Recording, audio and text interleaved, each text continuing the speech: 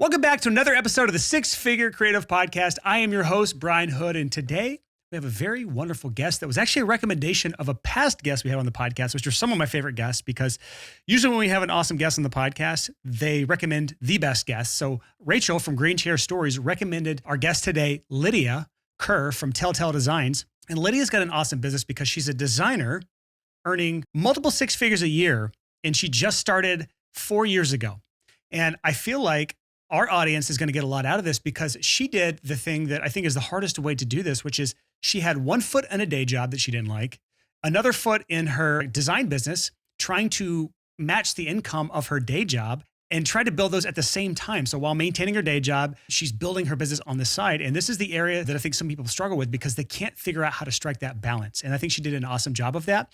And then from there, she scaled it to multiple six figures a year in less than 4 years. So she's got a lot of cool things that she's doing in her design business. And that's, by the way, anyone listening right now, I cannot think of a more competitive environment than the design world. The audio world is not as competitive. The photography world is, okay, that's probably about as competitive, but the design world is incredibly saturated. And Lydia has done a great job of making a name for herself and going from charging like $200 projects to now she's charging $10,000 to $20,000 for projects. So this interview is a treat and I can't wait for you to get into it. So without further intro, here is my interview with Lydia Kerr of Telltale Designs. I'm here with a wonderful guest today, owner of Telltale Design Company, which is a multiple six-figure design agency based out of Colorado. And it's funny, we actually connected with you through one of our past guests, Rachel from Green Chair Stories. You are like basically work together in this whole wonderful referral network. We'll get into that later in this interview. But I wanted to bring you on the show today because you have a lot of great stuff in your background that I think is incredibly relevant to our audience as people are trying to transition out of a day job they may consider less than ideal or maybe soul sucking, if it is that bad.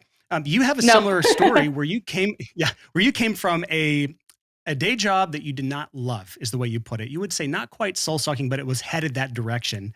And I would love to hear the story of how you transitioned from a day job to a part-time design company to now you're up to the multiple six-figure a year mark as a designer. And I think it's fascinating to hear how these people like you transitioned out of a day job, that what I call the old way of making a living where you worked at the same company for 20 years, like back in the 60s, 70s, and then you retire, 50 years, retire from the same company.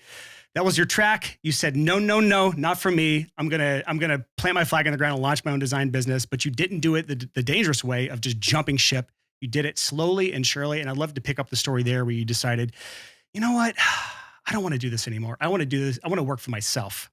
Yeah, totally. First of all, thank you so much for having me. So happy to be here. And yeah, so kind of picking up there, I got what felt like a dream job right out of school. It was for a company that I was really excited about and had a long history with. And I was the marketing director for all of the United States and all of Canada, which also felt just like a really big job out of school. And I found out the day that I got hired, like when I was filling out all of my, like onboarding paperwork, that the company had been purchased, but they couldn't legally tell me that until I was an employee. So I walked in blind, essentially, without knowing that that's what I was doing. And so essentially the job that I had been hired to do was managing all of the creative stuff. And then it shifted to a job where I was managing other creatives. And I love to work with people, but very, very quickly overnight, really, my job, I stopped being the one who was creative and I just was managing other people who were being creative. And so that was soul sucking, as you said. And so essentially the transition, I did like some wedding invitation designs for people here and there, like no trajectory, just people who knew I could dabble. And then more and more people started asking. It was like a website here, a logo here. I mean, I had no idea what I was doing. And then at a certain point, I was doing enough of it just purely by word of mouth that I was like, I think I can make this something. So I threw up a super simple website, again, had no idea what I was doing and started to kind of promote it a little bit more, started an Instagram account and really was just amazed by the word of mouth network of other people who were starting something in some capacity and needed a small logo or a small website or a random wedding invitation or a t-shirt design. Like I would do anything at that point. And my husband and I were just at a point where I had recently graduated. We were like, poor young 20-year-olds and there was not an option for me to just like wake up and quit my job one day. And so my goal essentially was matching my income at my full-time job. And as soon as I did that, I quit. And then I quickly realized that I matched the number, but I had not accounted for taxes and expenses and you know how it goes. But that's sort of the quick overview and lay of the land, I would say the overlap was probably, well, I told them I quit and then I kind of like got roped into staying for another couple of months and I wanted to finish strong. So all in all, the overview or the overlap was probably about like 3 to 4 months. And then I hit the ground running in 2018 was when I actually quit my job. So 4 years of being full-time at this point, and I loved it ever since. And really just, I feel like it sounds cliche to say this, but really cannot believe that this is what it turned into because it was so not what I intended. So I would say like to anybody who's listening, if it's something that, you're dabbling in, that was totally where I was and was not in a place of thinking I was building a business. And something that I love to talk about that I can share, in a bit, if it feels relevant, Brian, is the difference between freelancing and owning a business. And at first, when I was doing this overlap, I very much was a freelancer. And then that kind of shift into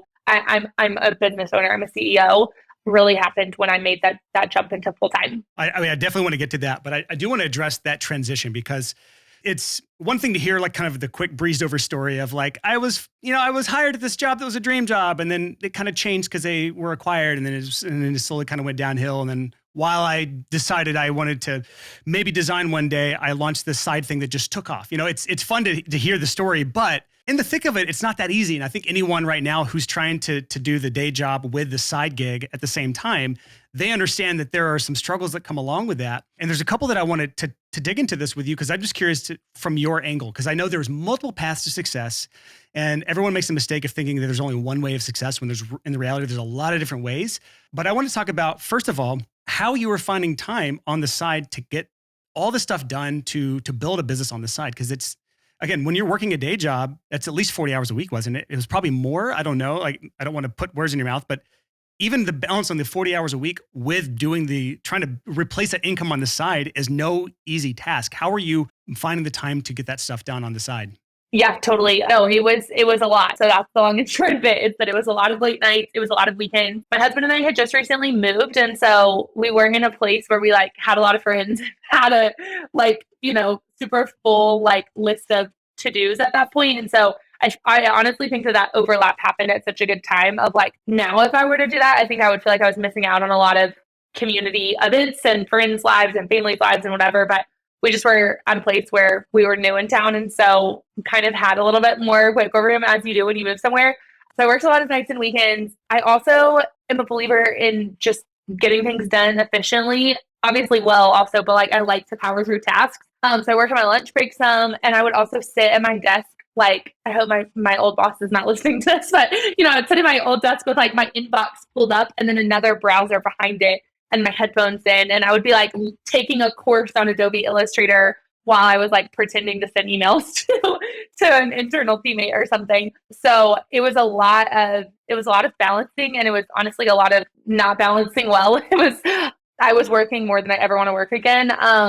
But in retrospect, I definitely feel like it was worth it because now I'm in a place where I have a lot of flexibility and love my job and get to make my own schedule and, all that goes with being your own boss, which there's definitely cons as well. But for me, the pros really outweigh it. And so it was a crazy season of lunch breaks and weekends and nights. And I would be working while I was drinking my coffee at 6 a.m. before I went into the office. So it was very, very full, but worth it at the end of it. Yes, absolutely. And as someone who is, I'm celebrating my 5,000th day of no day job this year, I can say it is absolutely worth it. I encourage anyone listening, when you finally do make that transition out of a day job into your full-time business, where you're self-employed, start tracking the amount of days since you're like, put that somewhere on paper, the day you left your day job, so you can track how many days it's been. Yeah, I want to go do that math now. Yes. Easiest way is just saying days since, and then put in the date on Google, and it'll tell you how many days it's been. That's how I keep track of that. Back to this, you said you were trying to replace your income on the side before you would be willing to drop the day job, because that's obviously the responsible way of doing it. That's not the only way of doing it. Some people believe that you have to burn all the ships, as they say, where you leave your day job and you have no other option but to succeed. That's the other way of doing it. You took the safer route, which some would say smarter. Some would say is the slower way, but it seems like you did it really quick. So I'm not going to fault any of that. Like, you obviously did the best path for you, but what was the income number that you had to reach to replace your day job at the time? It was very low. So that's why it happened so quickly. In retrospect, I would have made the number higher because of taxes and expenses and whatever, but I was getting paid $36,000 at my marketing job. So it was like a handful of big clients, or not even that big actually at the time, but it did not take that long to get there, which I guess is nice. I'm also like, I can't believe that's what I used to get paid. But yeah, that was the number. Yes, I my first year in business in 2009 was $26,000 was my first full year of. And it feels huge. Like when you do it, you're like, oh my God, I can't believe I just made this much money like by myself. And then just full disclosure, I have had many months that I've made more than that in 1 month since then. Same. So it is, Same. yeah, exactly. So it's crazy to see how fast the change, and for you, it's such a short amount of time. You started less than 4 years ago, or about 4 years ago now. And to see you going from that to multiple six figures in just 4 years is crazy. So I want to dig into what you've done since then to make that transition. Yeah, it's been 4 years of full time. It's been more like 5 of being in business, but that first year was such a whirlwind. It's like it's almost hard to count it, but it feels so fast when I look back on it. But then I can't even imagine sitting at my old corporate desk anymore. Like it feels like another life. Yeah. So before we actually get into some of the tactics you went through, could you talk about what being a business owner has been like compared to having a day job? I know it's not all sunshine and rainbows, but it is worth talking about. When you're making multiple six figures a year, it's not just about the money. And at Six Figure Creative, we do talk about money, but we say it's more than just money. We don't do this just for the money. We do it for what our business allows us to do outside of work. Yes, we love making money doing what we love, but that doesn't mean we want to do it all the time, all day, every day. What are some of the things that you enjoy as a self-employed freelancer or business owner, whatever you want to consider yourself? We can get into the minutia of that later. What are some of the things that you love that you are able to do as someone who is in charge of their own life now? Yeah, totally. I love what you said of like, yes, we love making money, but that's not the whole goal. And that's something that I really talk a lot about when I mentor other designers and work with other business owners, is that the number allows you so much flexibility outside of that. So like in stark comparison to the 36,000 and like working around the clock trying to then match that. But like we lived in a small town, life was not as expensive, but that does not go very far in any city. So I would say kind of like in comparison to that, my husband and I moved to Denver 6 months ago just for fun. We'd always wanted to live out west, and my husband's been in school for a year. And so we were able to make that move, buy a house, move cross country, like totally on my income as a business owner, which that's probably one of the like proudest moments that I have had, because it was so tangible. Of the houses in Denver cost twice as much as they do where we moved from outside of Atlanta. And so it's very similar in Nashville. Yeah, I'm sure it is. And all of the like surrounding areas outside of Nashville too. It's just all been skyrocketing. And so to sell our house and like my company be able to cover the gap of our old house for our new house, like that's just such a tangible moment of, okay, this is working. Like people try to scare you, I feel like, so much of like, don't quit your job, it's not worth it, you need security, blah, blah, blah. And I honestly feel like there's more security in my job being responsible for myself. Like throughout COVID, I was able to maintain over six figures and, all of those things. So moving to Denver definitely would be a big one, just something that we really wanted to do and we're able to make happen. There was a day in October where I was like, hey, do you want to go to Iceland tomorrow? And my husband and I booked flights and went to Iceland the next day. And like, that is so my personality, but I felt so trapped sitting at a desk because that's my personality. And when I was on somebody else's, like time crunch and expectations and whatever, I had 7 days off, 7 days of PTO at my old job, no sick days, like no nothing. So on a fun level, I would say like moving, traveling, those would be the biggest ones. And then on just a more like personal note, not to take things, dark, but my best friend's dad passed away when I was working at my old job, and it wasn't someone who was related to me. So I didn't get any bereavement time for it. And I only had 7 days off for the whole year. And I just felt this. I think that was one of my biggest moments of clarity of like, I don't want to be in a job where I can't be present with my community and I can't be present with people that are the closest to me. And then this year we had a loss in my husband's family, and being able to I took a month off for that. And it was just like something that I would have had to quit a job or just go back to work if I had been working for somebody else. And so there are definitely these like really, really fun pieces of owning a business. But I also think for me, just the stark comparison of being able to have the time that I want or need to be with people that I love, if there's something that sucks that happens, has just been a gift on a deeper note. So I would say kind of like both and, but it is just such a stark contrast to me of like what my life looked like then and what it looks like now. And just kind of being the one to be able to hold the reins of my own life. Like it sounds a little bit cliche, but that is absolutely what I've experienced since owning my business. Yeah, that's awesome. I mean, obviously not the dark parts, but being able to just pick Right. up and say, I can't work right now is awesome. Like that, it's the reason for it sucks, but the reality that you can pick up and say, I'm just going to take some time off for now is awesome. And even more awesome is just saying, you want to go to Iceland tomorrow? That's great. Like, I love that. We had the author Todd Henry on the podcast a few episodes back, and he's the author of a book called The Accidental Creative. And one of the things he talked about on the episode was those creative inputs. As creatives, we have to have constant input to keep the creativity up. And as people who are getting paid to be creative, that is so important. And I think that over this last minute trip to Iceland had to have recharged you as a creative, because I've been there. I was there for a week in 2015, and it's one of the most beautiful countries I've ever seen. Like, you cannot take a bad picture in Iceland. It is absolutely gorgeous. Yeah, 100%. I've been 4 times and I can't get enough. I made my husband go look at a house that was for sale last time we were there. So yeah, it's such a fun place. And yeah, I think it's definitely something where like I design for a living. And so I always want to be creating something that's new and fresh for every brand. And I have such a process behind that. But at the end of the day, some of it does just come down to like my best work is when I'm the most inspired. And so I'm like, gosh, whatever client I worked with right after I got the best of me. And so yeah, I think traveling is just something that I love. And I feel like I would say too, sometimes I work when I travel, which is awesome because no one cares what the time zone is. Like, I'm the one who's in charge, but sometimes I don't. And I think even that flexibility is really big for me because like this trip was last minute. I had a client I was working with. I didn't restructure my entire, work month, but I was able to work at 6 p.m., like eating dinner and drinking an espresso martini at a bar in Iceland instead of sitting at my desk in the United States. So it's fun to kind of even in the flexibility, like there's more flexibility I don't even think it's just if you work for yourself. I think it's if you work for yourself and you manage things well. And I've made a lot of shifts of like, I only work with one client at a time right now. Whereas when I was working at a corporate job, I was managing a million different people that we were talking to all the time. So I feel like you can make it what you want to make it, which is really my favorite part about this transition into business ownership. Yes. And I was about to go there. I was like, this is the perfect segue, because I think the freelancer in us, the creative who is less business owner and more freelancer, just takes whatever comes their way. They just kind of like go with the flow. And that's a recipe for disaster, because one of the hardest parts about being a freelancer or being self-employed is that you have no one staring over your shoulder telling you what to do and when to do it. You don't have a manager. And if you are not inclined to be a good manager of your own time, this is how you set yourself up to be constantly busy with no real income. And so obviously that's not your struggle, because you came right out of the gate swinging with moving out of the day job.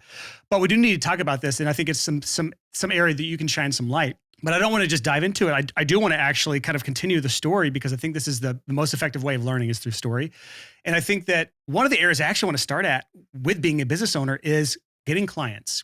And I'm going this direction for a couple of reasons. One is this is the area most people struggle with.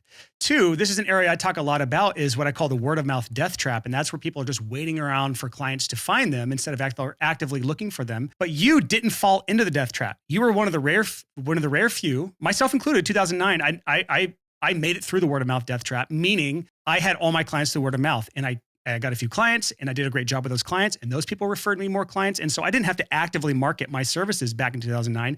And it doesn't sound like you did either. So what are some of the things that you did to stand out as a designer? Because even in 2018, like, it's just as crowded, if not back then, as it is today. Like, it's not easy to get started as a designer or really any kind of creative freelancer, because I could just go to Fiverr.com right now and hire some cheap ass freelancer to design something for me, a logo or a website or whatever, for $50, like, how are you standing out so that you're able to get clients through your network of friends and however you're getting clients when you first started out? Yeah, totally. Okay, so I have to say a sidebar first, because I think it will make you laugh. I just worked with a client who, like, sometimes there are clients who don't work out. It's rare at this point in my business, but it still happens. And this client's boyfriend left me a Google review. Like, I did not know the name, had never worked with him, and basically said, go to Fiverr instead of working with Lydia. And I was like, honestly, I'll take that as a compliment, because you go to Fiverr, you knock yourself out. That is not my competition.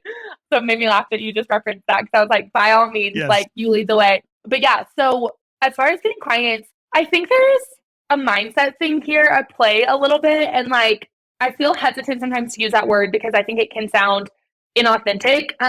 But I do think like getting clients to me is sometimes all people are focusing on. And if that's all you're focusing on, it seems like desperate and annoying and nobody wants to work with you. Like I think of course we have to focus on it, but there is a mindset shift that I think can make it more accessible. And so I honestly like had this subconscious mindset shift of like, I don't really need clients. Like they'll come to me if they want to come to me because I already had a job. Like I was not banking on that income.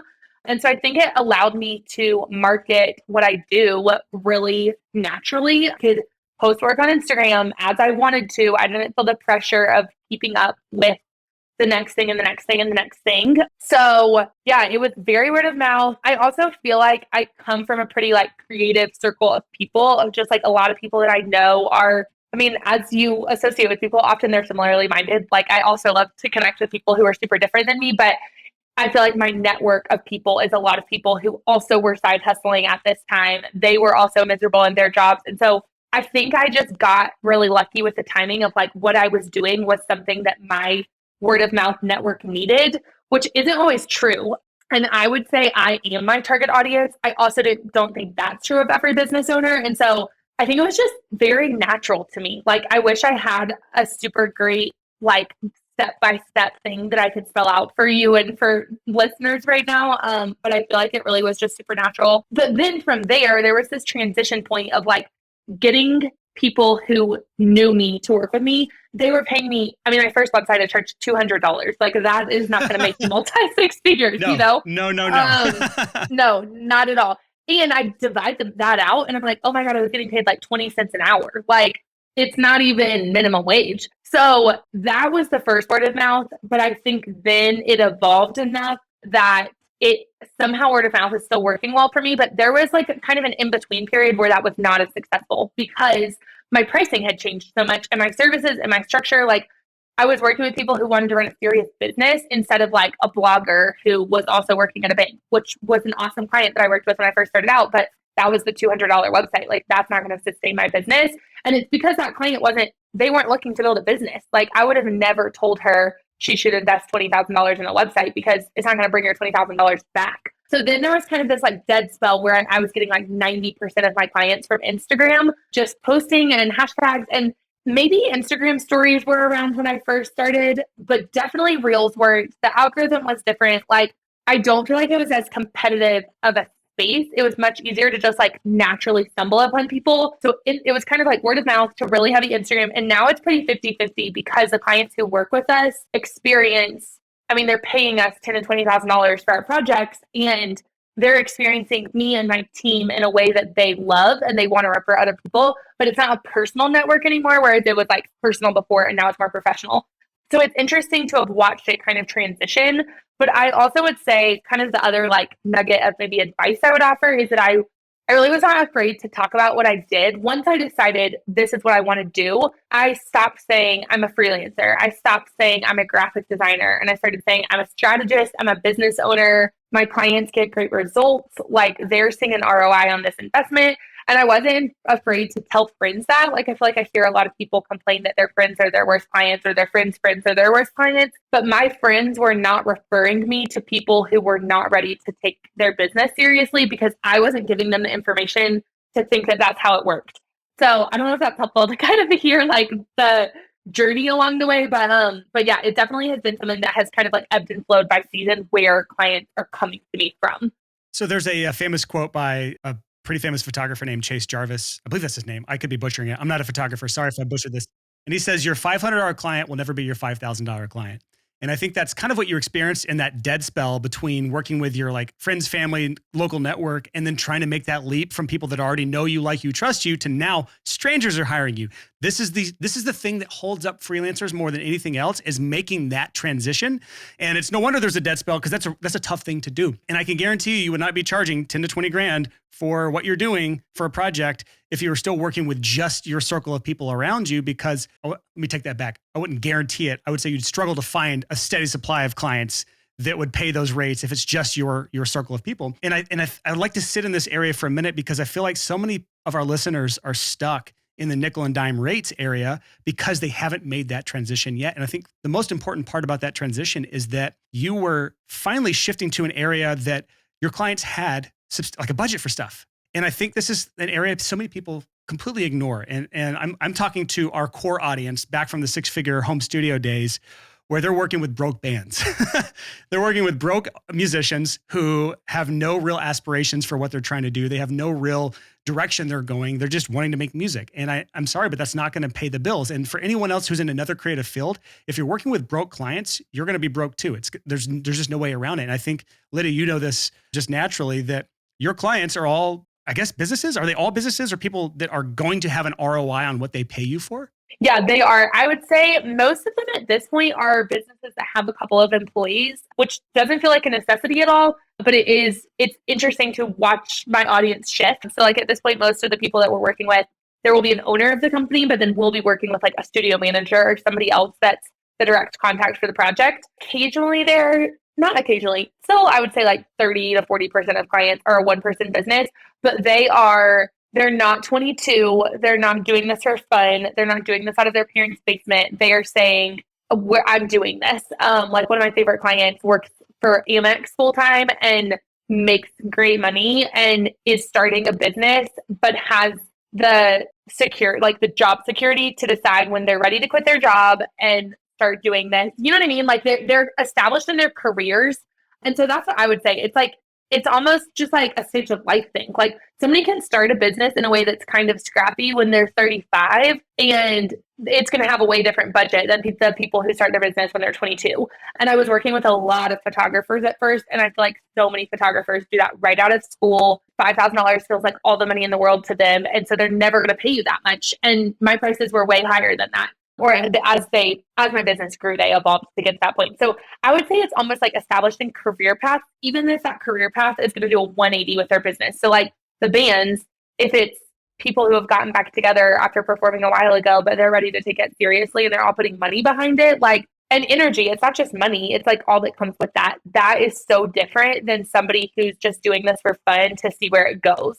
Because that's not going to pay the bills, like you said. Yeah. So can you talk just quickly about on Instagram, what are some of the things that you were doing to attract that kind of higher tier, the upper echelon of clients to get out of just the social circle you were surrounding yourself with? You said that a lot of your success early on was all Instagram. Now it's kind of split. What were some of the things that you have found to be successful on Instagram as a designer trying to stand out and get those better clients? Yeah, totally. So I think people use Instagram in a couple of different ways. And the first one that I feel like is people go to your feed to look at your work, to look at how legit you are, to see what type of company you are, what you value. And so even if you get 10 likes on a feed post, if somebody uses Instagram as a search engine and your feed looks great and it's telling the story of your business, it's doing its job. So I would say the first thing that I tried to do was really build my grid to represent my work and the quality of my work. So I was not afraid to post like 7 feed graphics of the same project. I don't care if the people that are following me get bored, because to me, that's not what the feed posts are for. The feed posts are for those new people. And then on stories, I would try to like channel a lot of engagement. So I was so embarrassed and like intimidated at first to talk on Instagram stories, especially because like if you're one of those people that's in that freelance to business owner kind of like stage, it's all your friends who are following you. And like, I don't want my mom, she is not my target audience. I adore my mom. I don't want her to be the only person that's engaging. And same thing with friends. Like I was a mentor to some high school kids and they thought it was so fun to comment on my Instagram posts, and I would always delete them because I was like, this is not what I want. Like, thanks for being sweet, but this is not it. So I was so intimidated to post on stories because it felt too personal, but I just pushed through and made myself do it. And I actually like removed a lot of followers of people that I knew, which is funny because I was just like, thanks for supporting me. You can do it in a different way. I need to take this seriously. And this is causing me like imposter syndrome. So stories, I did like polls and stuff on stories, like asking questions. And like to this day, some of the things that people engage with the most are like stupid things. Like I posted like a random poll on my Instagram story the other day. I was like, do you pee in the shower? Yes or no, and I'm lying. And like I got so much engagement from it. And it's just so funny because it has nothing to do with design. And like for some brands that might feel unprofessional, and that's not everyone's brand. But I have been very personal on my Instagram all along. And so people are like totally willing to engage with something like that. So I don't even think it always has to do exactly with your business as long as you're directing people there. And I would say the last thing would be like engaging with other brands. So one of the first big brands that I worked with, I reached out to them They had like 8,000 followers at the time. Now they have like 40. And they just were this small little brand that had a bad logo, but had great potential. And I was like, I sent them a DM, started engaging with them so that they would hopefully recognize me. And then I sent them a DM and was like, hey, I think there's a lot of potential here. I'd love to work with you guys, and basically pitched myself, and they hired me. And so I think kind of a combination of those three things of like building your feed posts, engaging on stories, and being personal, whatever that looks like for you as a brand, and then not being afraid of like cold pitching people. I don't think that can be desperate, but it doesn't have to be. And so I really got some great responses from that by doing it in a way that was genuine and not salesy feeling. Yes.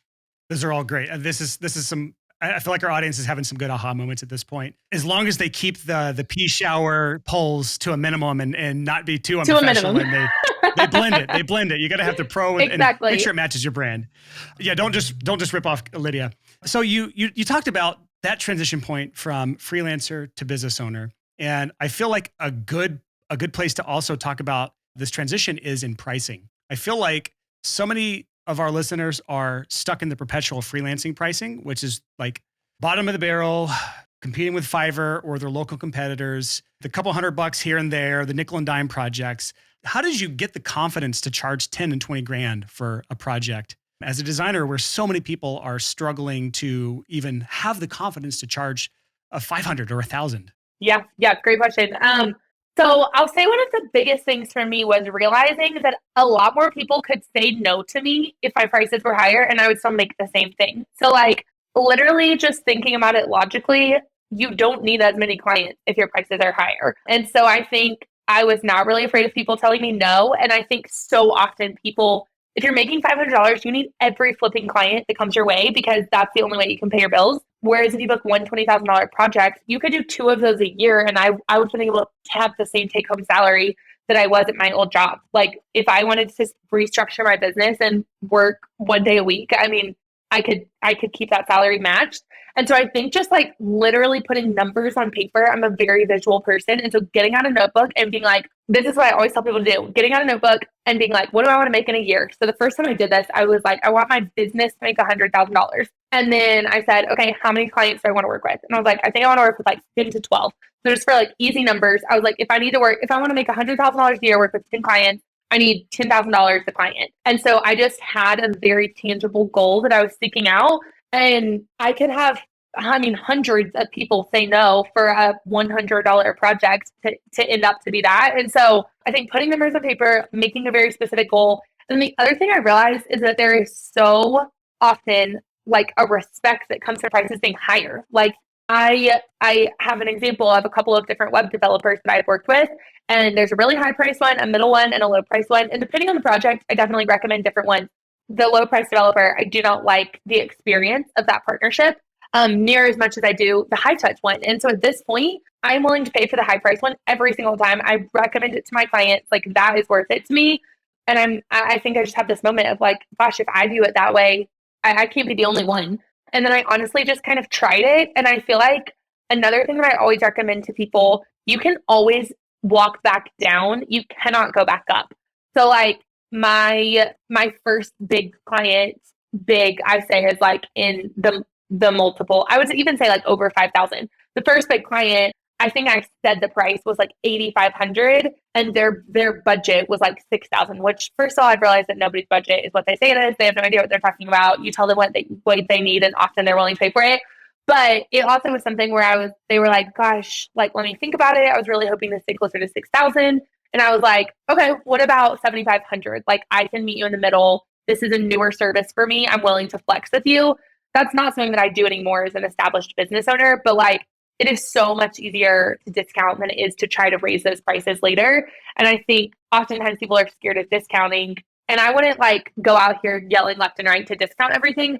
But at least when you're discounting, somebody still knows the main price so they can view the value as what you're valuing it at. Whereas if you just start at 6,000, they're going to go tell their friends that it's 6,000, or they're going to go tell their friends it's 500. If you start at 10 and you give them 25% off, they're going to tell their friends it was $10,000. And then if their friend comes to you, you charge the 10,000.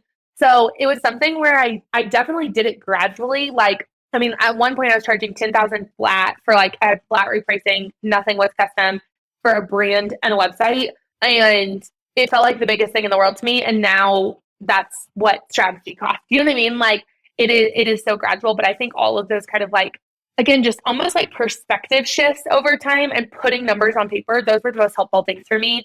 And then honestly realizing like, oh my God, I made minimum wage on some of these projects, like less than. So I would encourage anybody who feels like they're not getting paid well, track your hours and divide it out by the project at the end of the day. You should not be making what somebody at McDonald's is making. Like that's not where you're doing this. Like if you need to go get a job at McDonald's, go get a job at McDonald's, but don't, do you know what I'm saying? Like there's no shame in having a low paying job. It sucks that sometimes that's just the way that it is. But if you are setting your pricing, it should not be competing with a paycheck at a fast food place. So I think just like figuring that out for me, I was like, gosh, this can go so much more. This can stretch so much further. Like my clients like working with me more if they're paying me more because I have more energy to do this well. I can give more. I can spend time with people that I care about more. Like it is so much bigger than that pricing. And the last thing I'll say on this is that I've had so many clients thank me for the pricing because they took themselves seriously on a new level when they made an investment that was that big, and then they make more money because it gives them a newfound confidence. So it really is such a domino effect that's been really cool to see and hear from clients. So there's a quote that's helped me a lot when battling price increases in services that I offer. And the quote is, when people pay, they pay attention. And I think you've experienced that yourself, where now that you're charging more, people are taking what you're doing way more seriously, and they're seeing more success because they have to get an ROI on as much as they're paying you, or else they feel like they wasted their money, which means your work gets seen and experienced by more people, which helps you as the freelancer, or I guess the business owner. I can't use the word freelancer with you. No, you totally can. Yeah. Yeah, that's awesome. I love that quote. Yeah. So I want to go back to something you mentioned. You worked with a developer who is just another form of creative freelancer. They're creating awesome stuff with code. And you have a low priced, a mid price, and a high price. And you said you would rather work with a high price because the experience is better. And I think this is one of the areas that you excel in. I've never hired you, Lydia, but I just have a feeling that the experience you provide is in the level that you're charging. And it's one of those, like, do you charge more first and then provide an amazing experience, or do you provide an amazing experience and earn peanuts in order to eventually charge more? And I think you've kind of probably worked your way up there, but I just want you to talk on this a bit, because the experience you provide is likely a high-end, high-tier, high-dollar experience. It feels that way. And you can provide that because of what you're charging. You have more money that you can put towards that project. You have more time you can put towards it. You can actually build a team out to do some of these things, to take yourself away from some of those tedious tasks you don't want to do. So I'd love for you to talk about how you've built out the experience of delivering what people are paying you for as a business owner. Yeah. This is one of my favorite things to talk about, because I do feel like you cannot just like throw a number out there and expect somebody to pay it if you're not going to match that with what you're delivering. And I actually had a situation. I teach a course to other designers that's completely focused on process. And one of the things that I provide is email templates that I actually worked on with Green Chair Stories. She's who wrote all of them. And I had a student who sent one of our email templates to a client, but the experience did not match what she was communicating in that moment. And it was just such a great learning opportunity, I think, for this student, as it was for me, of like, okay, tried and true, these do not work without the process to back it up. And they work so well for me because my client trusts my process. But if you do not have that experience to match what you're communicating, like, I think that's honestly the worst thing that you can do as a business owner or freelancer, whatever you want to call yourself when you're working with clients. Like, it's an expectations thing. Like, clients need to know when they're going to hear from you, what they're going to get from you, what it's going to be like. And if it's just like you're responding from your Gmail account from time to time, like, you can't put a price tag on that that's going to pay you a great salary. So all of that to say, I feel like I kind of started reverse, but I think I've seen it not work. Like, I have seen what works so well for me not work for someone else because they just tried to kind of slap a Band-Aid on it rather than actually executing that process. And so organization and communication are both really important to me. And I feel like a lot of creatives suck at that because we are creative-minded people, and oftentimes those things don't go together. I think I'm sort of in the middle. So there was a lot that I could do for myself for a long time before I now have a studio manager, before hiring a studio manager. But like, I suck at accounting. So that was the first thing I outsourced.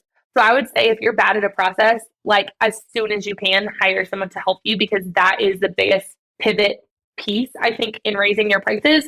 And then just kind of on a more like feet on the ground, what that has looked like for me is when a client, I have a lot of like policies that are non-negotiable to me. So like deposits and contracts, like you can get yourself screwed over so fast if you do not have those logistics set up. And then like delivery dates for me are also a non-negotiable. Like I feel like creatives have such a bad rap for like never delivering anything on time. And we stick to our timelines. And I can say confidently to clients, we've never missed a deadline. And they trust that because then we deliver and then they hear from other people and then they write us a review on Google and somebody else sees it. And if one client has a bad experience and they write about it, like that can really mess you up. So I think doing the best that you can to make sure that what the client thinks they're getting is actually what they're getting. And I think some of that too is like a fear-based mindset that you have to kick to the curb of like thinking that every client needs to work with you. And so if a client wants something that you've never done before, there's no shame in learning it, but like that's a time where I would say, hey, I've not done this before. I'm happy to do this for you. I actually feel really excited about it, but like I need to set clear expectations for you of what this is going to look like. Or like when a client pays their deposit and signs their contract, I send an email that has every single date of what they're going to get in their project. And those are actually the templates that Green Chair Story sells. So that's a plug for her email templates. But it will say, on this date, we'll begin strategy. On this date, we'll begin design. On this date, you'll get your final deliverables. On this date, we'll circle back to this. Like everything is clearly outlined. And then another just kind of like small little thing that I like to do is sometimes with big projects, like of recording an album, for example, I would imagine there can be a lag time of like how often you're communicating. So I set an expectation for like, even if we have nothing to say, I follow up with our clients on Fridays and just say, hey, how's it going? We're wrapping up the week. We're still working on your project, or we're still waiting on so-and-so for this, or we're waiting on you, or whatever it is. But they know that they're going to hear from me at least once a week, or if that's once a month or whatever it is, like setting something that you're going to stick to and they're going to stick to. I really believe that that's been all of the difference in my pricing because people, they don't have to chase me. That's not their job. They're hiring us to take something off of their plate and to do it really well. And so we are committed to delivering on that. And there's a price tag that we get to charge for that work. Yeah. So I love that you said something earlier in all of that. You said you've never missed a deadline. And I feel like very few listeners can say that they've never missed a deadline before. We also had the Obedient Agency, which is like a humor focused copywriting agency. Oh, I have seen their stuff. Do they do like naming and stuff? Yes. I They actually work with Rachel on her podcast. That's why I've seen it. Yep. Yes. So she came on the show and she talked about her agency and they're doing incredible things. They're working with big brands, doing some really awesome, funny stuff. Episode 177, you actually should go back and listen to that episode. The episode's called Using the Power of Humor to Grow Your Business. One of the things she said is that they've also never missed a deadline for their agency before. And they're just as meticulous about the onboarding process and making sure all of the delivery dates are laid out ahead of time. Truth be told, I can work on this. Like this is something that I think everyone should have. And I'd love for you to talk about as we wrap this up. I know you've got funny enough, you booked another interview today. You just love to, you like to, like most business owners, you like to batch things, which is the smart way of doing it. What tools are you using to help with this process? Because it's one thing to just figure out a delivery date and try to hit that date, but another one to just keep up with it all and make sure you're hitting those dates. Like what tools are you using to map all that stuff out so that you're not dropping the ball constantly? Because this is something that I feel like anyone listening right now is thinking like, I would love to just give dates in the future, but what if the client delays something? What if I have a thing that gets in the way? How do I remember the dates? Like I have a bunch of things I'm juggling right now, and maybe I have a day job that I'm trying to transition out of. So like, how am I supposed to hit dates with all that? And like, I'm just trying to speak for the audience here. What you doing? Yeah. So I would say the biggest on a like bigger level picture, I only work with one client at a time, which is not possible in every single business.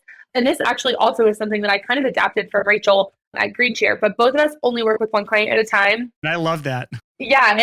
And our processes are very different. Our clients are very different. Like there's really not that much that our businesses have in common anymore at surface level, but that is something that I can at least speak for me. Like it has changed my life, and it's so much easier to meet a deadline if I only have one deadline to manage.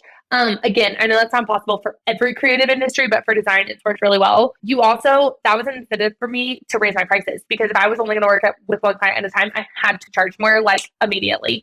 So one client at a time. I do not let clients miss deadlines. Like I don't miss deadlines and they don't miss deadlines. And if they miss a deadline, they have to figure it out at a different point. And I try to work with clients because like, obviously from time to time it happens, but from a design perspective, the biggest thing I hear designers complain about is web copy. So like if a client is writing their own copy or getting their on photographs done, if they're late, you can't start the website. Well, I tell our clients on the phone before they've even signed anything, booked anything, like, this is due on this date and there is no wiggle room. And then if they miss it, we have late fees or we'll reschedule the entire project and they have to pay for that because that's time in our schedule. And I think my clients, it's a mutual respect. Like, my clients trust that I'm going to deliver on time. And so they deliver on time. Like, it's not something that they are like, gosh, she's such a stickler. Like, this sucks. It's really something that they lean into and appreciate. And I've had clients before that were like, we put this off. We're so sorry. We're going to work all night. And I'm like, that sucks, but I'm not going to let you out of it. Like, I can't offer you something different because you knew the expectation and this is when I need to get started. So clients have to meet deadlines just as much as we do. So that's not really an issue. And then the one client at a time.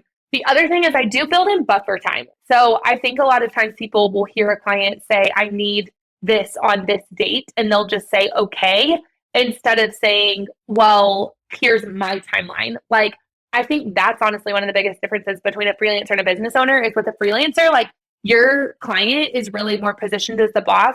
With a business owner, like, if they're hiring me as an agency and I am in charge, not them. And I want it to be a partnership, but we're all better for it if it's running based on a process that we know it's their first time doing this. It's my million. So I should be the one that's leading it, you know?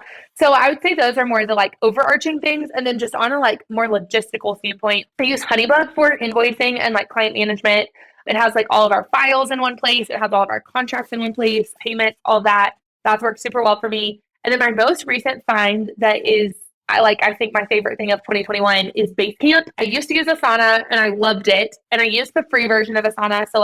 And it was awesome. I used it for years. I never needed to upgrade. So for anybody who doesn't have a big budget right now, I would 1000% recommend Asana. Basecamp is more expensive, but it basically combines like Google Docs, Google Sheets, Notion.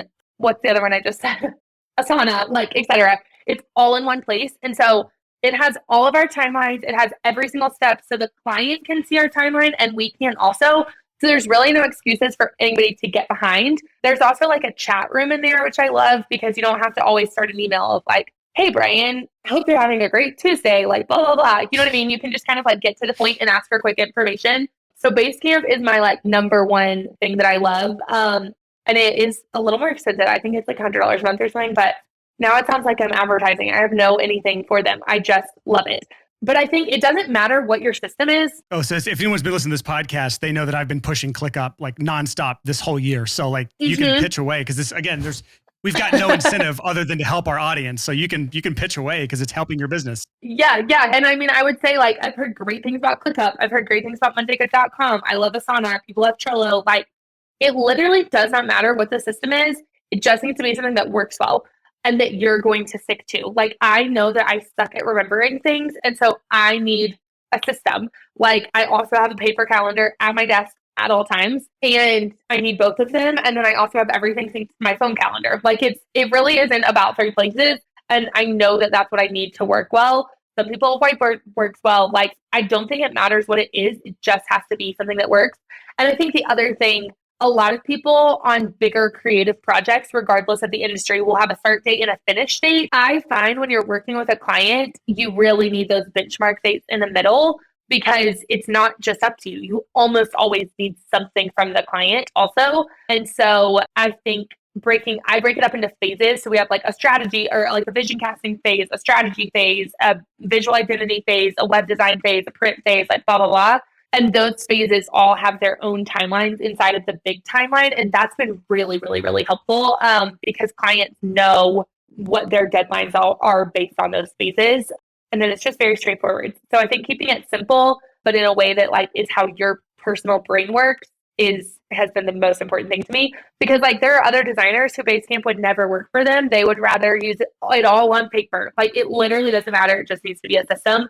And then I use a lot of automations. So like Honeybook has automations, Basecamp has automations. You can automate your email. Like I schedule those reminders, like those Friday check-ins go out to clients without me having to do them. So I don't necessarily have to remember it. And if a client needs something, they'll respond and then I'll get a notification. I think it takes some trial and error, but I just think a system. You just need a system and it's like the sky's the limit for what it can be. It just has to work. And then you have to commit and stick to it.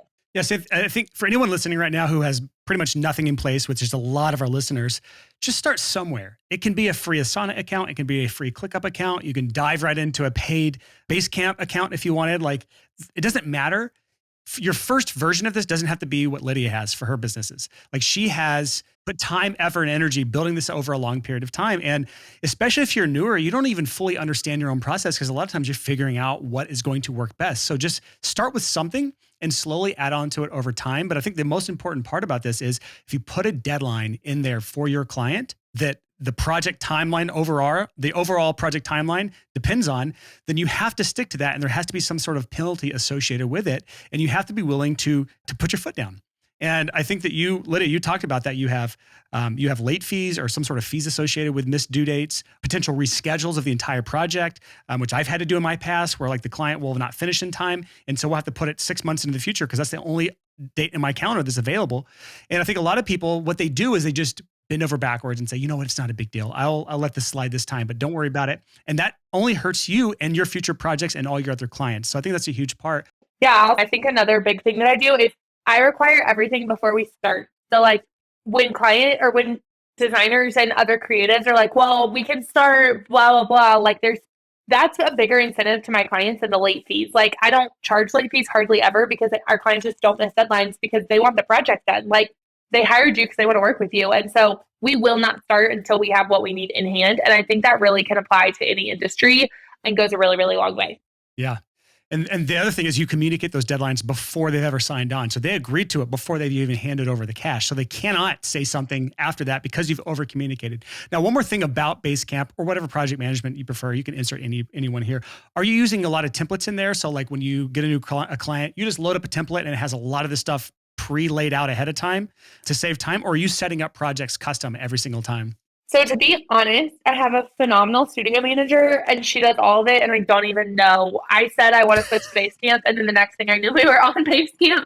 And that is totally where I'm at this point in business. That is not how it used to go, but she is phenomenal. And so she set it all up. So I think we have templates in the back end, but all of my projects at this point are pretty custom. When I worked with photographers only a long time ago. And I feel like most photographers need something similar. So there was a little bit more of like a way to be templated and like flat pricing and blah, blah, blah. And at this point we work with people that are all over the place in terms of what they do. And it's more their values that kind of unite like our niche and our focus at Telltale. And so I think we start with a template, but like it does require some like heavy customization just because every project is so different. So like you definitely have to buy into the fact that that's what you're doing. But like when a client signs and pays the contract, that's when we set them up, even if we're not starting the project for like 2 or 3 months. So it's just something that like, it's just the first thing we do and we don't skip it. Like in my mind, the project is not booked until it's a Basecamp because that's the system that I like anchor my life on. And I'll say too, like a really easy way to do this would just be to use your calendar on your phone. Like if you are going to dinner and you see that you have a deadline the next day, you know that you need to wake up the next day and hit the ground running. And so our big benchmarks just go in. I have like a separate work calendar, but it all, syncs to my phone. So our big benchmarks are in there so that I literally see it when I'm like checking the weather in the morning. And it's not like I only have to log into Basecamp to get this notification. It's right in front of me. So that's an easy and free way to just get started on a small scale. And then you build in buffer time. If you think the deadline is going to be April 1st, make it April 15th. I buffer everything by about 2 weeks because our clients are obsessed with the fact that we almost always launch early, but they're never disappointed if we launch on time because that's the expectation that's been set. So I would say buffer time in a calendar is really all you need to get started on a budget. And I know this is not sexy stuff to hear. Like this is like borderline boring to talk about, but it is so incredibly necessary to just bring this back out to our audience. Like if you're stuck in the land of like nickel and dime pricing, it's probably because you don't have this stuff set up. And the sucky part is these boring things, you have to have them. If you want to charge these $10,000, $20,000, $30,000, $50,000 or more projects, you have to take this seriously. And this is part of kind of the overarching theme of this episode, which is transitioning from just a simple, basic freelancer to a full-blown business owner to the point where Lydia is, where you're like, to be honest, I don't even know because my studio manager handles that. Like that's goals. Like that's what I think everyone needs to strive towards, is having someone on their team who can fill in the gaps of their skill set to the point where you don't even know how your business runs because you're so detached from that part of it, because they handle it, they own it, they are amazing at it. Better than you could ever be. Not saying you couldn't be great at it. No, you're correct. Yeah. So just to kind of wrap this episode up, unfortunately, I guess so much more I wanted to talk to you about, but you've got your other interview we got to get you to. Where can our audience go to connect with you, or where do you want them to go to find out more about what you're doing, or whatever? Like what's the next step for people listening right now that like what you have to say? Totally. So my agency is Telltale Design Co. I also have a separate platform that right now is mostly catered towards designers, but I do business mentoring and stuff through there. And that's Lydia Kerr Co, Kerr. And the website is in the works. So it's not currently up, but I have two separate Instagram accounts. One that's the agency, it's the same handle, Telltale Design Co. And then the other, that's Lydia Kerr. And that's where I do more talk about mentoring and pricing and kind of everything that we've talked about today. So would love to connect with whoever is listening and join in. We'll have all of that on our show notes at sixfigurecreative.com/193. And all the links will be there for anyone who wants to find your Instagram account or your website. So thank you so much for coming on here, Lydia. It was a blast. Yeah, you too. Thanks so much for having me, Brian. I loved it.